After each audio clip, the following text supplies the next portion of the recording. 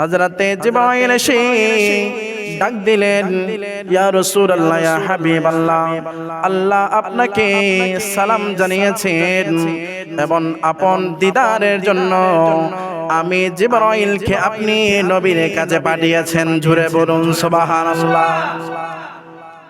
মুহাদ্দিসিনে কেরামগণ বলেছেন, আমার নবীর জন্য যেই বোরাক কারানো হলো, ওই বোরাকটা গাদার চাইতেও ছোট, কসরের চাইতে একটু বড়। ওই কসর কানা, ওই বোরাকখানা আমার নবীর দরবারের মধ্যে নিয়ে আসলেন। কেন? অনেক ঘটনা হয়েছে। আমার নবী জান্নাতের ওই পোশাক কানা পরলেন এবং ওই বোরাকের উপর ছাওয়ার হয়ে হযরতে জিবরাইল আলাইহিস সালাতু ওয়াস সালামকে নিয়ে রওনা হলেন মসজিদুল আকসার মধ্যে যাওয়ার জন্য।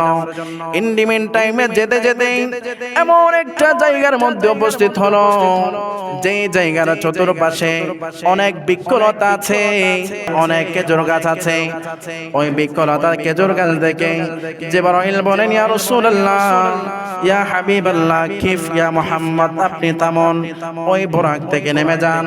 আমার নবী বললেন, ইয়া আখি জিবরাইল, কি জন্য নামবো? ও আমার জিবরাইল, নামার তো একটা কারণ থাকবে, কি জন্য আমি নামবো? জিবরাইল বলেন, ইয়া রাসূলুল্লাহ, আপনি নেমে 2 রাকাত নামাজ পড়ুন। আমার নবী নেমে 2 রাকাত নামাজ পড়লেন। কি জন্য ওই নামাজ পড়লে জানতে চাইলেন। জিবরিল বলেন, ইয়া রাসূলুল্লাহ, ইয়া হাবিবাল্লাহ, কিছুদিন পরে আপনি নবী যেখানে 2 রাকাত নামাজ পড়েছেন, ওই জায়গার মধ্যে আপনার বসাস্থান হবে। এই জায়গাটার নাম হচ্ছে এখন ইয়াসরিব। আপনি নবীর পায়ের দোনার আগে সেটা হয়ে যাবে মদিনাতুল মুনাওয়ারা।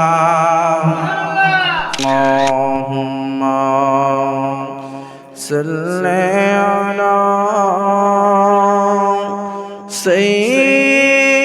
সাইয়্যিদিনা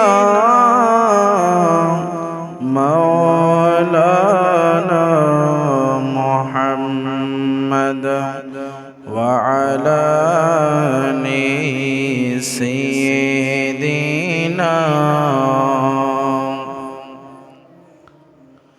লা রাব্বিল আরিশ জিসকো जो मिला उनसे मिला, पटती है क्यों नैनों में नेमत रसूलुल्लाह की। अल्लाहुम्मा सल्ली सय्यिदिना मौलाना मुहम्मद व अला आलि सय्यिदिना।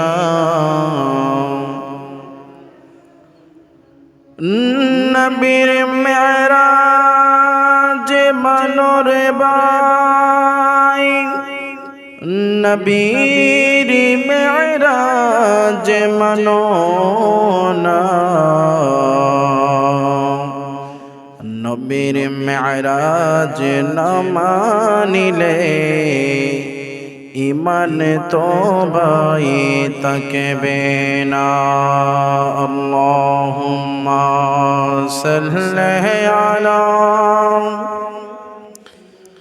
मौलाना मुहम्मद व अला आलि सय्यिदिना।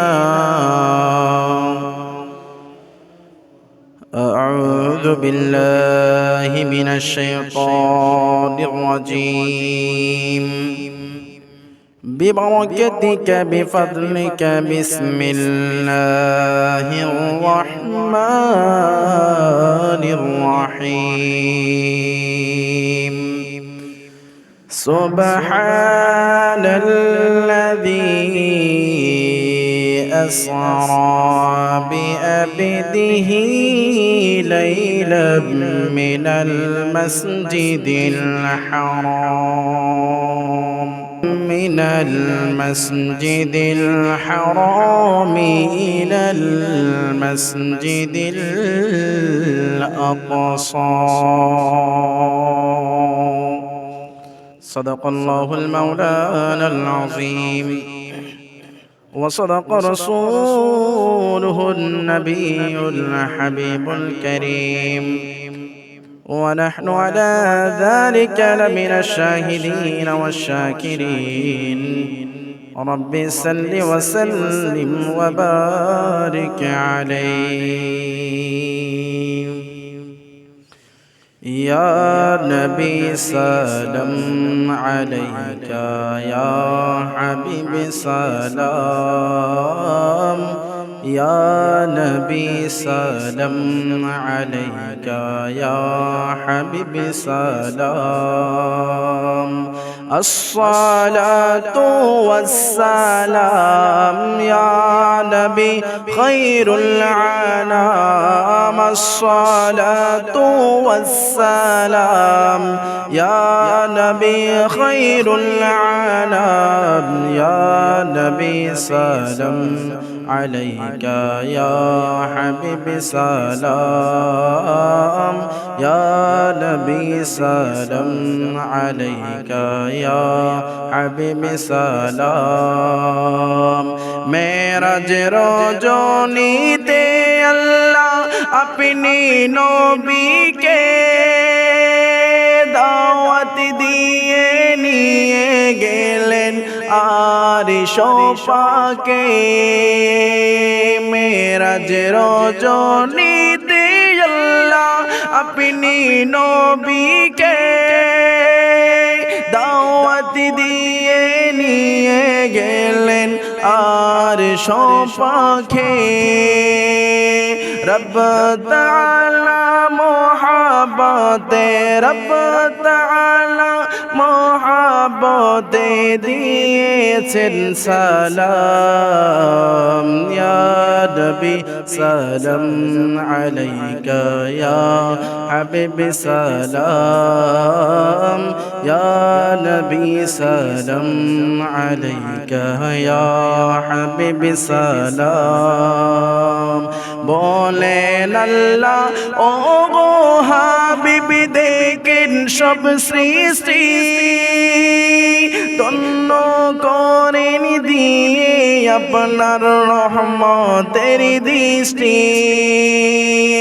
বলেন আল্লাহ ও গো হাবিব দেখেন সব সৃষ্টি ধন্য করেন দিয়ে আপনার রহমতের দৃষ্টি।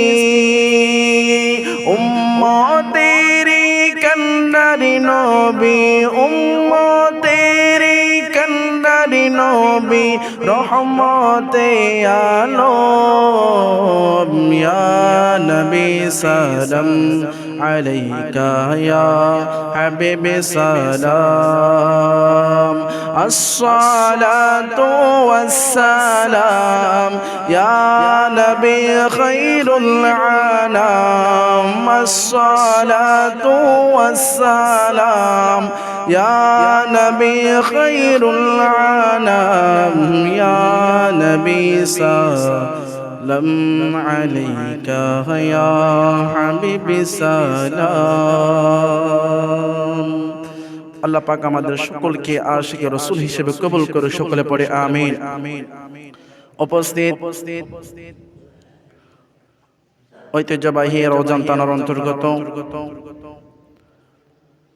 জানানীহাটে অবস্থিত রহমাতুল আলামিন জামে মসজিদের সম্মানিত মুসল্লিন কিরাম ওয়াজিবুল ইহতিরাম, দূর দূরান্ত থেকে আগত রাসূল প্রেমিক, ওলি প্রেমিক, আল্লাহ ওয়ালা নওজওয়ান ভাইয়ারা, সামনে বসা মুরব্বি বাবারা, রাহমানা ওয়া রাহমাকুমুল্লাহ, আসসালামু আলাইকুম ওয়া রাহমাতুল্লাহি ওয়া বারাকাতুহু। সর্বপ্রথম মনিব মাওলাই কারীমের দরবারে বেহুদ বেশুমার শুকরিয়া জ্ঞাপন করছি যে রব্বুল আলামিন আজ পবিত্র রজবুল মুরাজ্জবের চতুর্থ জুমার আজানের সাথে সাথে আসার জন্য, বসার জন্য, দরুদ ও সালাম পেশ করার জন্য যে মনিব মাওলাই করিম তৌফিক দান করেছেন, ওই মনিবের দরবারে একবার সকলে উচ্চ কণ্ঠে পড়ি আলহামদুলিল্লাহ। তার সাথে সাথে আরো লক্ষ কোটি দরুদ ও সালাম নজরানা প্রেরণ করছি যিনি রহমাতুল লিল আলামিন, যিনি রাহাতুল আশিকিন, যিনি মুরাদুল মুস্তাকিম, যিনি সৈয়দুল মুরসালিন, যিনি আম্বিয়াগণের সরদার হুজুরপুর নূর সরকার দু আলম সাল্লাল্লাহু আলাইহি ওয়াসাল্লামের কদম মোবারকে লক্ষ কোটি দরুদ ও সালাম। বিশেষ করে আমরা সকলে অবগত আছি আজকের রাতটা আমাদের জন্য খুবই গুরুত্বপূর্ণ একটা রাত, মুমিন বান্দার পরিচয়ের একটা রাত। এই রাতের মধ্যে রাসূল করিম সরকার দু আলম হুজুরপুর নূর সাল্লাল্লাহু আলাইহি ওয়াসাল্লামকে আমার আল্লাহ দাওয়াত দিয়ে নাম ও কামে নিয়ে দিদারে ইলাহি দিয়েছেন। একটু জোরে বলি সুবহানাল্লাহ। এ ব্যাপারে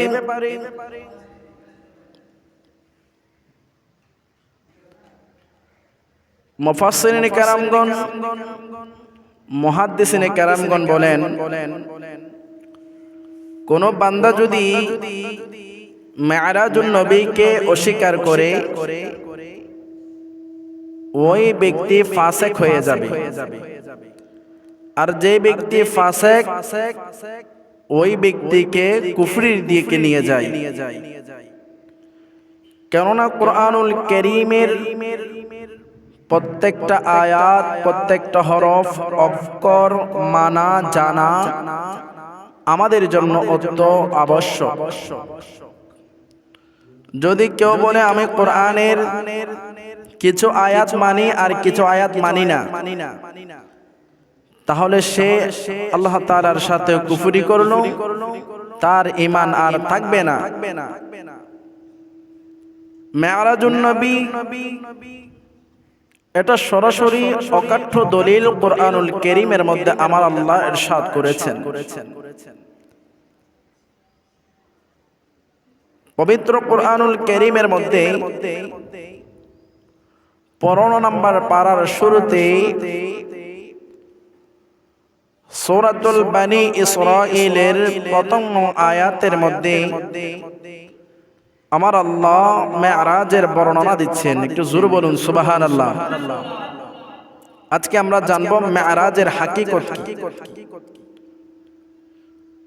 ইনশাআল্লাহ কোরআন সুন্নাহর আলোকে সময়ের দিকে লক্ষ্য রেখে যতটুকু বলতে পারি ইনশাআল্লাহ আমরা চালিয়ে যাব।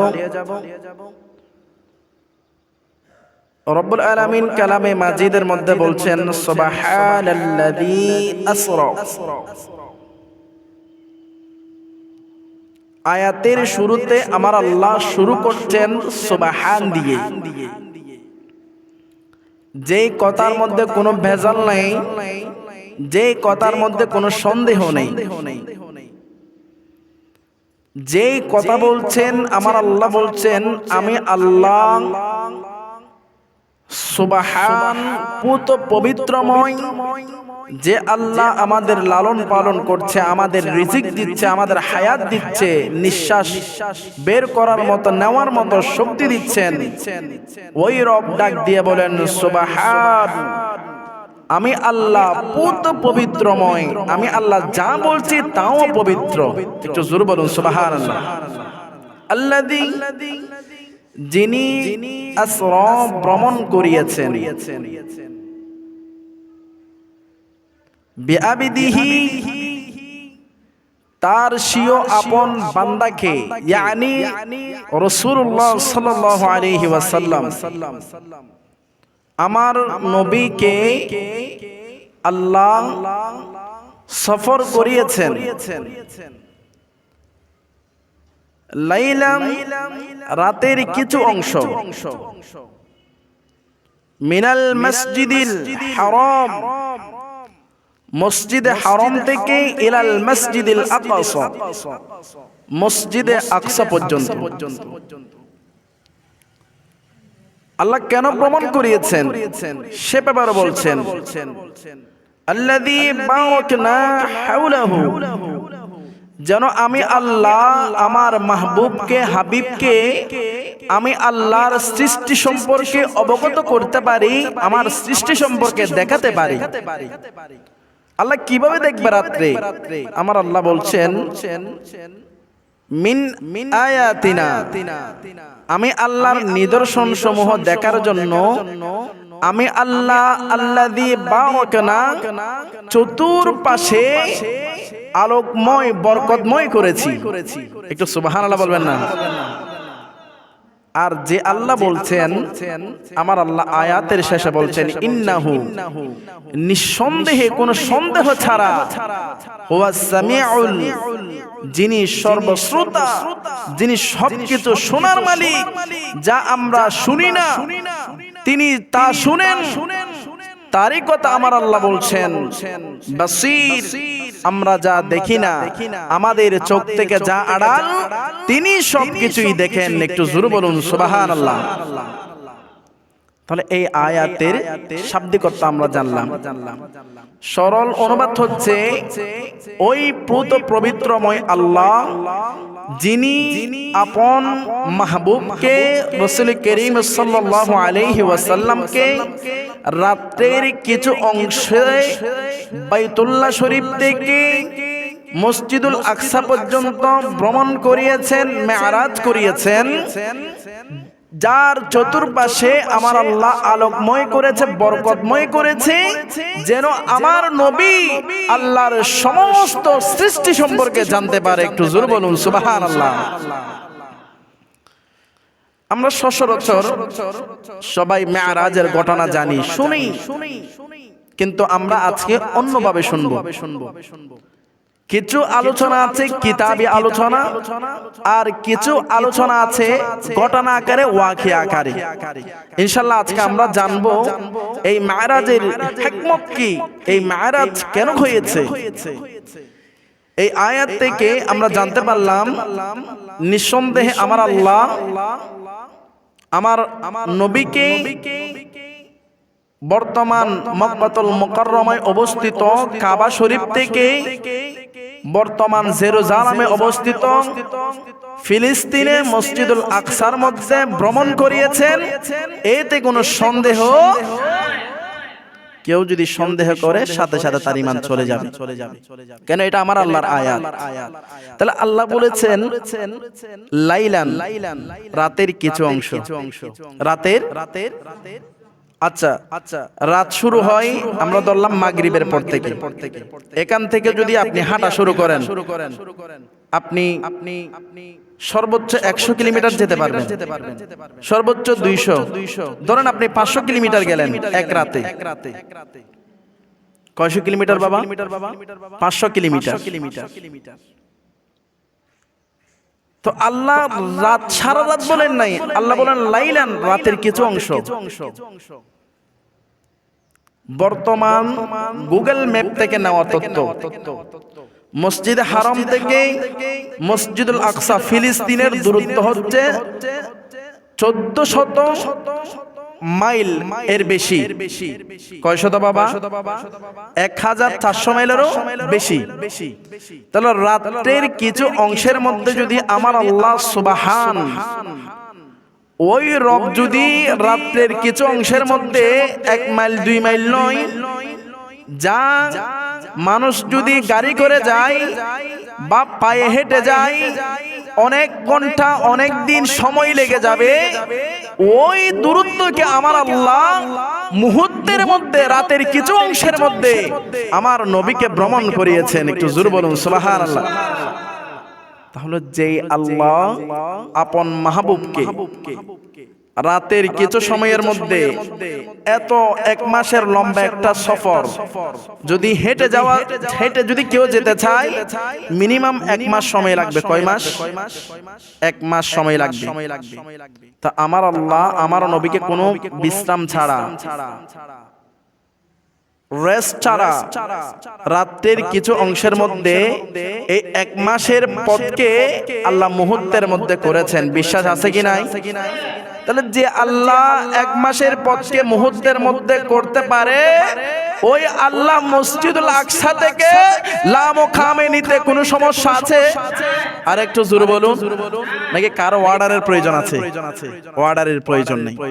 যদিও বা আমার আল্লাহ এখানে মসজিদ হারাম থেকে মসজিদুল আকসা বুঝিয়েছেন, কারণ আমরা কখনো লামকাম দেখেছি? প্রথম আসমান দেখেছি, দ্বিতীয় আসমান দেখেছি, আল্লাহর আরশ দেখেছি? দেখি নাই। কিন্তু আমরা বাইতুল মুকাদ্দাস সম্পর্কে জানি। কথা বলুন ঠিক কিনা? তো এজন্য এই মেরাজের ঘটনা বিশ্বাস হওয়ার জন্য আমার আল্লাহ পরিচিত জিনিস দিয়ে বুঝিয়েছেন, আমি আল্লাহ মসজিদুল হারাম থেকে মসজিদুল আকসা পর্যন্ত যেই রব ভ্রমণ করাতে পারে, ওই রব চাইলে আপন মাহবুবকে দিদারে ইলাহিও দিতে পারে। একটু জোরে বলুন সুবহানাল্লাহ। মসজিদুল আকসা থেকে প্রথম আসমান, দ্বিতীয় আসমান, তৃতীয় আসমান, এভাবে সপ্তম আসমান পেরিয়ে সিদরাতুল মুনতাহা, সিদরাতুল মুনতাহা পেরিয়ে কাবা কাউসাইন আও আদনা আমার আল্লাহর দিদারে ইলাহি। এটা হচ্ছে হাদিসে খবর ওয়াহিদ দ্বারা প্রমাণিত। যে হাদিস আমার নবীর কাছ থেকে একজন শুনেছে, কয়জনে? যার মধ্যে কোনো ভেজাল হওয়ার কোনো সুযোগ, এটাকে খবরে ওয়াহিদ বলে। এটা যদি কেউ অস্বীকার করে তাহলে পরে কেন তার ঈমান থাকবে না। আল্লাহ পাক আমাদের বোঝার সেই তৌফিক নসিব করুক, সকলে পড়ি আমিন। এবার আসুন আমরা এই মেরাজের ওয়াকিয়াকে, ঘটনাকে 3 ভাগে বিভক্ত করতে পারি। কয় ভাগে বাবা? 3 ভাগ। 1 নাম্বার হচ্ছে আল্লাহ বলেছেন আসরা, ভ্রমণ করিয়েছেন। এটাকে আরবি গ্রামারের মধ্যে বলা হয় ইসরা। 2 নাম্বার হচ্ছে মেরাজ।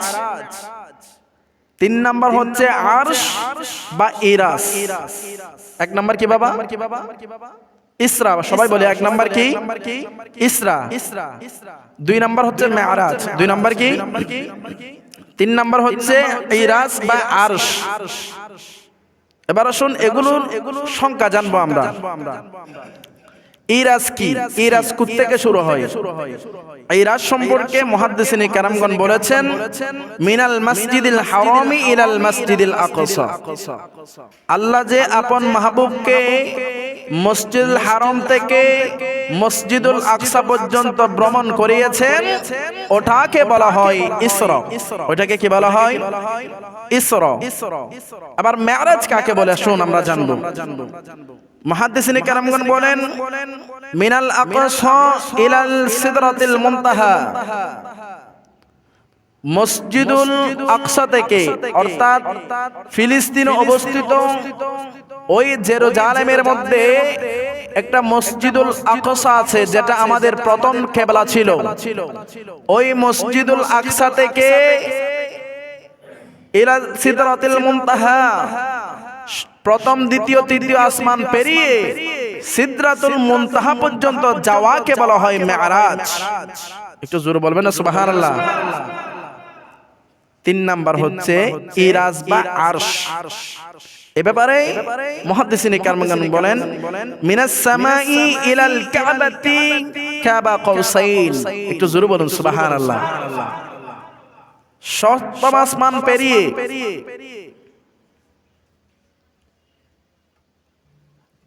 সপ্তম আসমান পেরিয়ে জান্নাত জাহান্নাম সবকিছু নিদর্শন করে শেষ পর্যায়ে আমার আল্লাহ আপন মাহবুবকে কাবা কাউসাইন পর্যন্ত যে ভ্রমণ করিয়েছেন, দিদার দিয়েছেন, এটাকে বলা হয় আরশ বা ইরাস।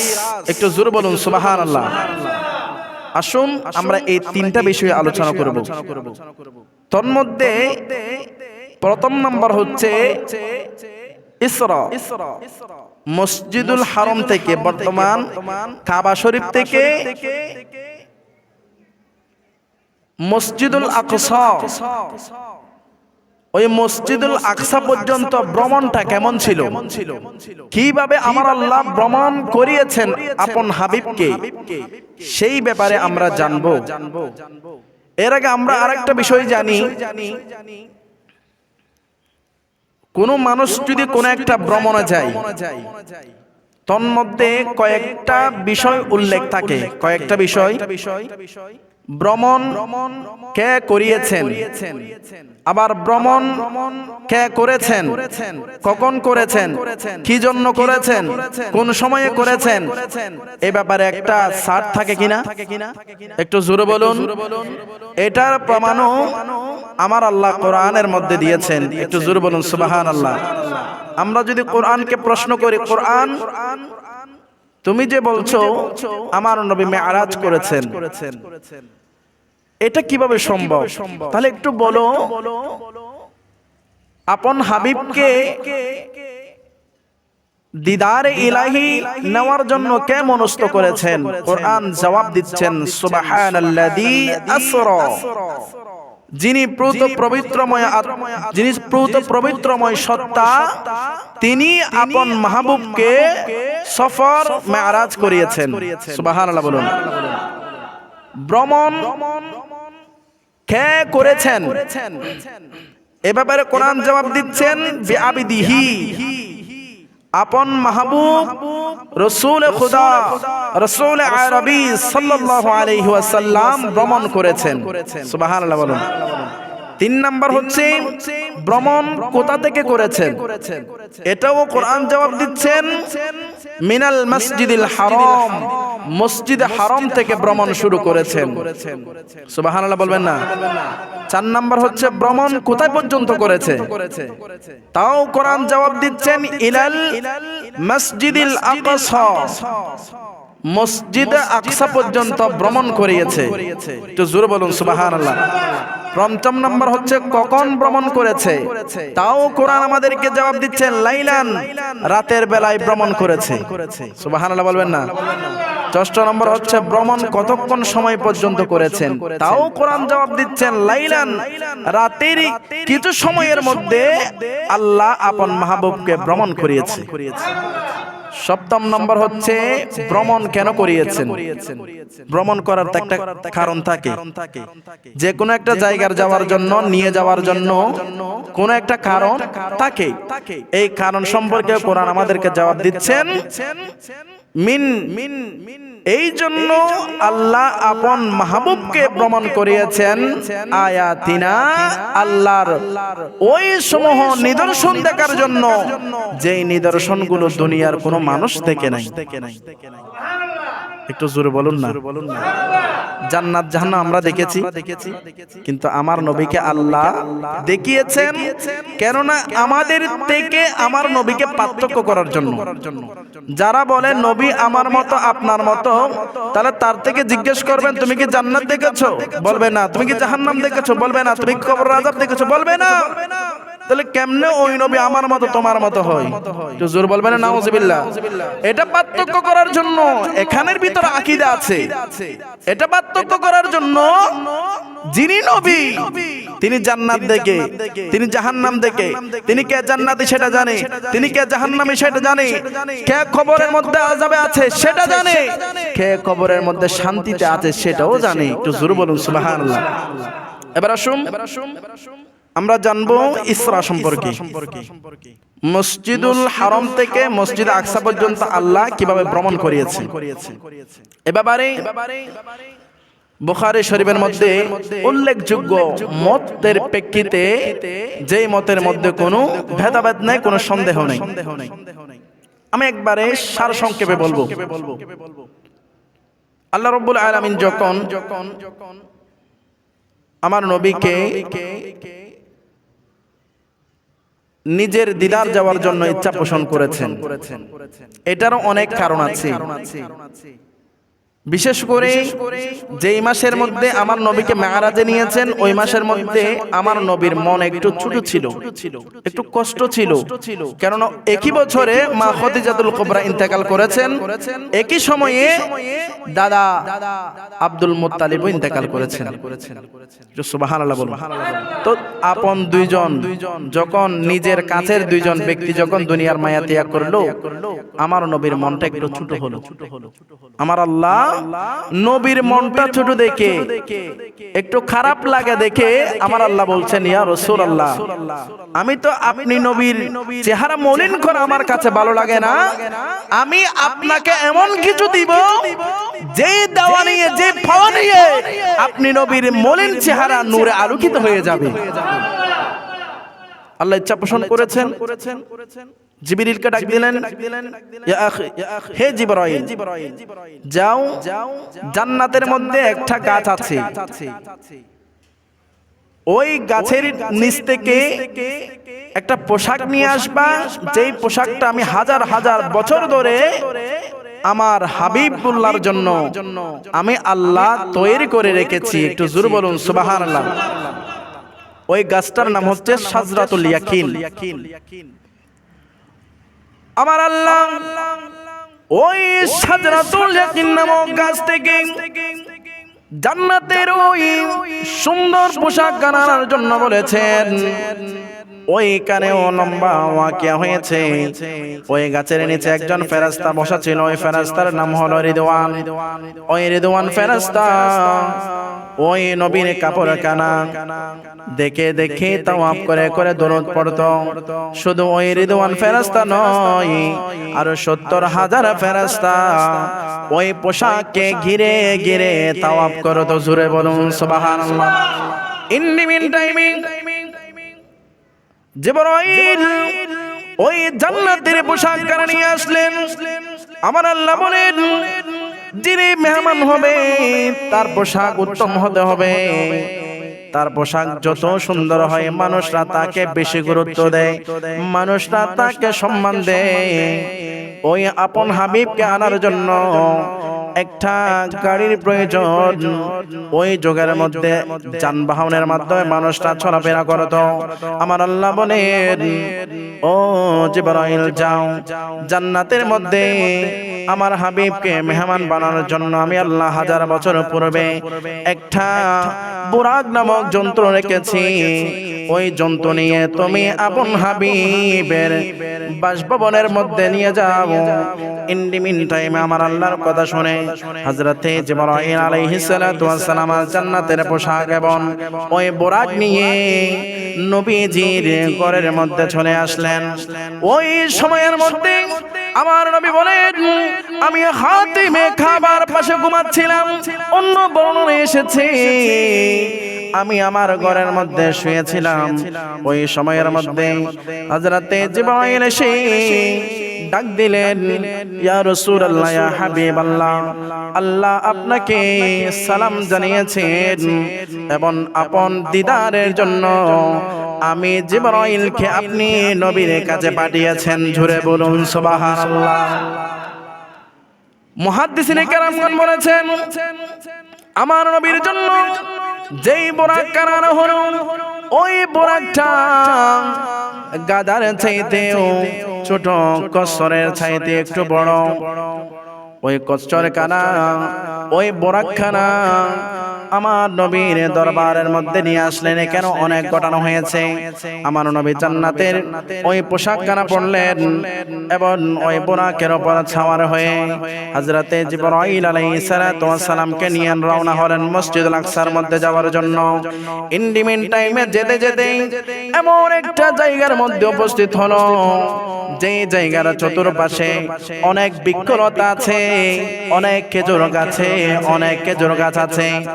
ওই বৃক্ষলতা খেজুর গাছ থেকে জিবরাইল বলেন, ইয়া রাসূলুল্লাহ, ইয়া হাবিবাল্লাহ, কিফ ইয়া মুহাম্মদ, আপনি তামন ওই বোরাক থেকে নেমে যান। আমার নবী বললেন, ইয়া আখি জিবরাইল, কে জন্য নামবো? আমার নবী বলেন, ও আমার জিবরাইল নামার তো একটা কারণ থাকবে, কি জন্য আমি নামবো? জিবরাইল বলেন, ইয়া রাসূলুল্লাহ, আপনি নেমে 2 রাকাত নামাজ পড়ুন। আমার নবী নেমে 2 রাকাত নামাজ পড়লেন। কি জন্য ওই নামাজ পড়লেন জানতে চাইলেন।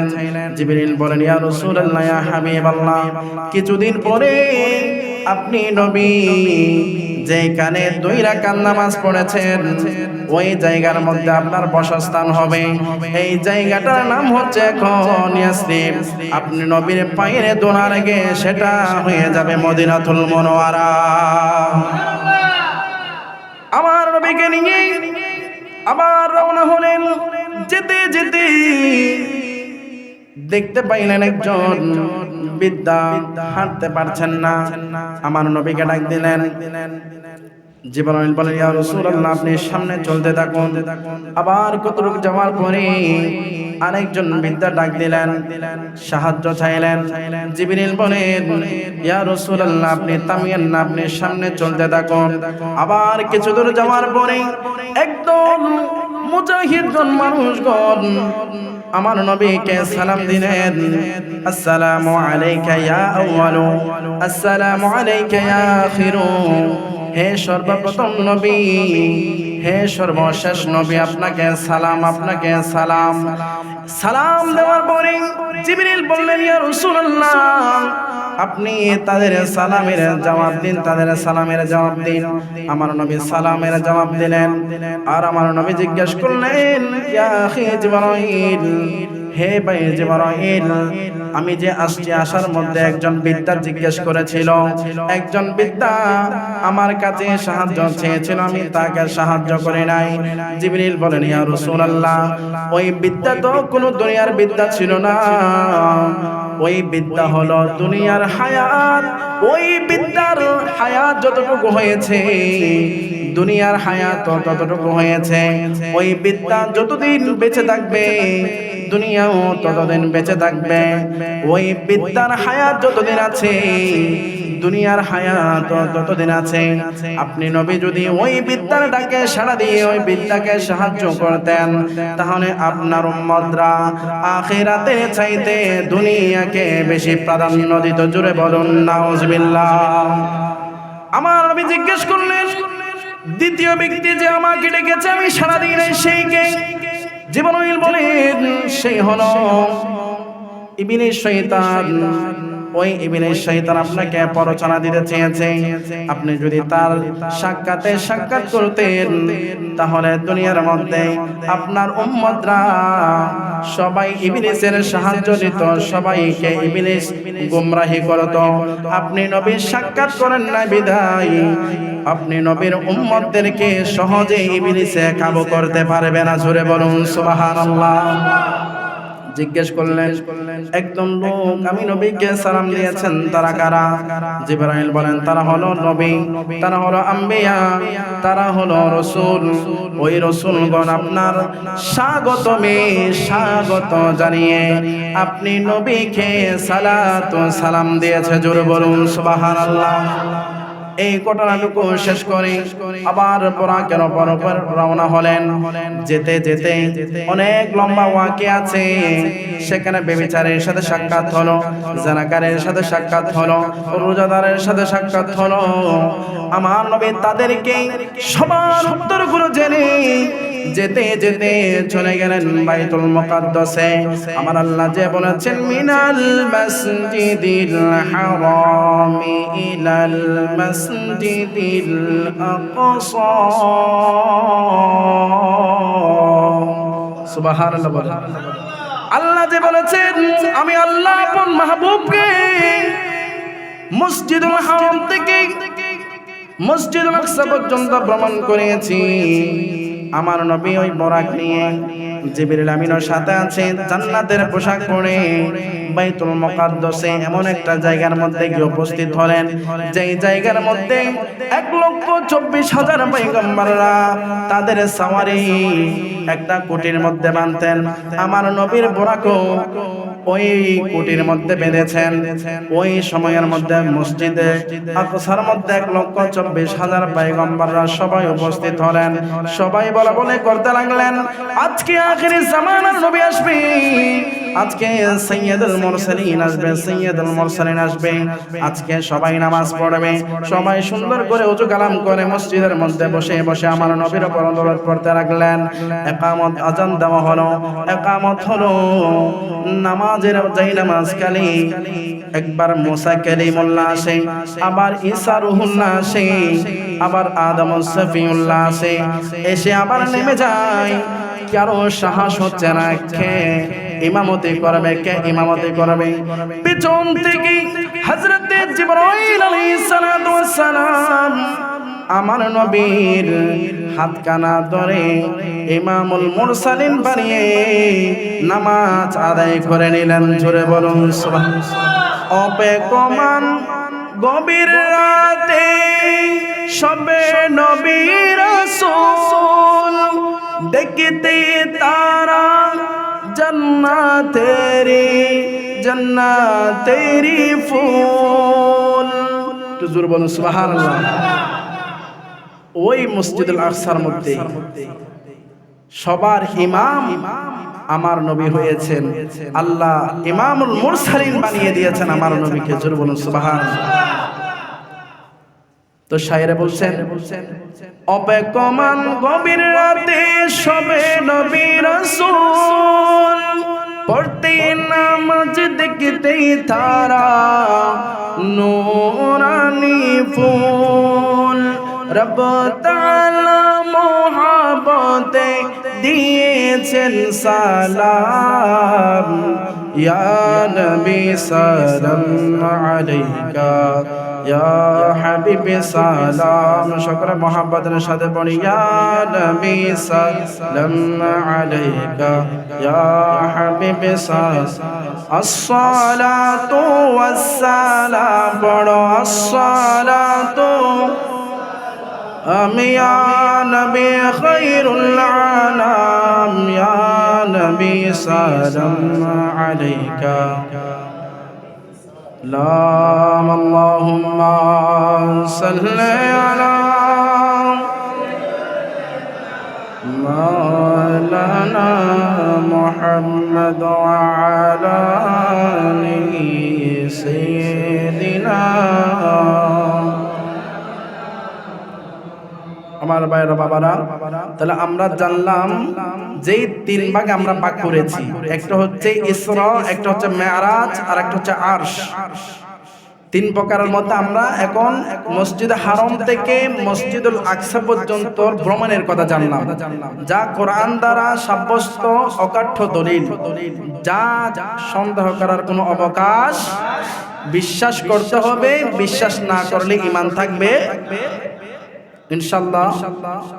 আমরা আগামী জুমার মধ্যে মেরাজ সম্পর্কে জানব।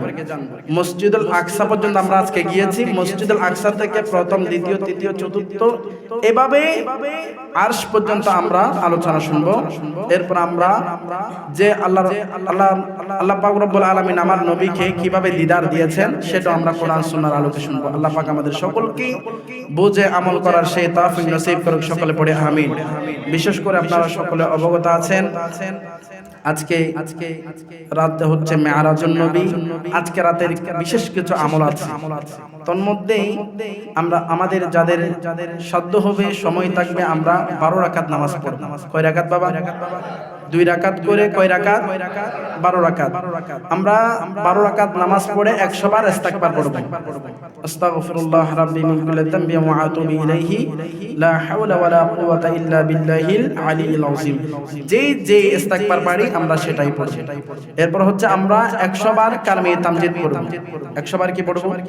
কালিমে তামজিদ। সুবহানাল্লাহি ওয়া আলহামদুলিল্লাহি ওয়া লা ইলাহা ইল্লাল্লাহু আল্লাহু আকবার ওয়া লা হাওলা ওয়ালা কুওয়াতা ইল্লা বিল্লাহিল আলিয়্যিল আযীম। এটা আমরা পড়ব।